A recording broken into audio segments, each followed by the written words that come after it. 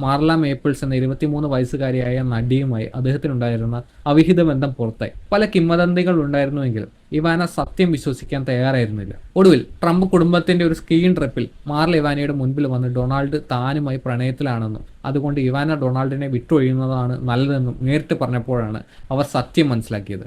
ഇത് ഇവാനയ്ക്ക് താങ്ങാൻ കഴിയുന്നതിലും അപ്പുറമായിരുന്നു. അവർ വിവാഹമോചനത്തിന് case file ചെയ്തു. ഇതോടെ മാർലയ്ക്ക് ട്രംപിനെ വിവാഹം കഴിക്കാൻ വഴി തുറന്നു. 1993 അവർ വിവാഹിതരായി. അവർക്ക് ഒരു മകൾ ജനിച്ചു. ന്യൂയോർക്കിലെ പ്രശസ്തമായ ഡിപ്പാർട്ട്മെന്റ് സ്റ്റോറിന്റെ പേരായ ടിഫാനി എന്നാണ് അവൾക്ക് പേരിട്ടത്.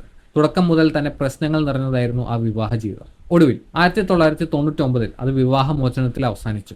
തന്റെ ഭാര്യയ്ക്ക് മറ്റൊരു ബന്ധമുണ്ടെന്ന് അറിഞ്ഞപ്പോൾ ഡൊണാൾഡ് തന്നെയാണ് വിവാഹമോചന നടപടികൾ തുടക്കമിട്ടത്.